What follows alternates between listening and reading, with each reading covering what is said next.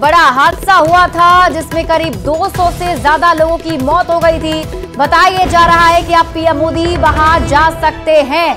29 जुलाई की रात लैंडस्लाइड हुआ था जिसकी वजह से ये बड़ा हादसा पेश आया और वायनाड लैंडस्लाइड में जो अपडेटेड जानकारी है उसके मुताबिक 417 लोगों की मौत अब तक हो चुकी है।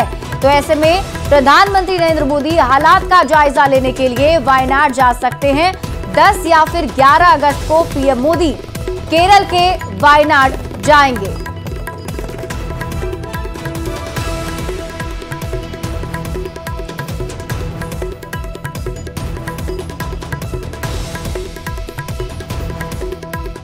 जन सुराज के संयोजक प्रशांत किशोर ने न्यूज 18 के साथ बातचीत में आरजेडी और लालू परिवार पर जोरदार हमला बोला है, जिसके बाद बिहार की सियासत गर्मा गई है। आरजेडी और कांग्रेस ने प्रशांत किशोर पर निशाना साधा है, जबकि बीजेपी ने आरजेडी पर प्रशांत किशोर के निशाने को सही बताया है।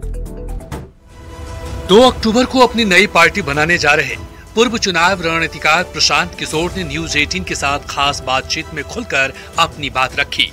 प्रशांत किशोर ने बगैर नाम लिए आरजेडी अध्यक्ष लालू प्रसाद के परिवार पर बड़ा हमला बोला। प्रशांत किशोर ने कहा कि आरजेडी वालों ने बिहार को सबसे ज्यादा बर्बाद किया है। यहाँ पर मुरेठा बांधने वाले लोग तो समाज को सबसे ज्यादा ठगने वाले, बिहार को बर्बाद करने में सबसे पहला नंबर पर तो आरजेडी के ही लोग हैं, जो कि दावा कर रहे हैं कि हमारे बाप दादा का, विधानसभा में खड़ा होकर कहता है हमारे बाप दादा का है, छोड़ देंगे। अरे तुम्हारे कोई राजतंत्र है? तुम्हारे बाप दादा का था, अब तुम्हारा रहेगा, इसके बाद तुम्हारे बेटे का रहेगा। प्रशांत किशोर के बयान पर सियासत तेज हो गई है। आरजेडी और कांग्रेस ने प्रशांत किशोर पर निशाना साधा है। लालू जी के कार्यकाल में जो कायाकल्प हुए, बिहार में उद्योग के क्षेत्र में जो कार्य हुए वो दिखता है, बताने की आवश्यकता नहीं है। और जबकि एनडीए के कार्यकाल में जो कारखाने चल रहे थे वो भी बंद हो गए, क्योंकि प्रशांत किशोर जी कहीं ना कहीं उसी के लिए बैटिंग कर रहे हैं जिसके लिए 2014 में किए थे। प्रशांत किशोर जी कह रहे हैं कि सबसे ज़्यादा बिहार को लालू जी ने लूटा और बिहार को नेताओं ने लूटा। प्रशांत किशोर जी ये बताइए कि देश को अगर नेताओं ने लूटा, सभी नेताओं को तो आप लूटे हैं।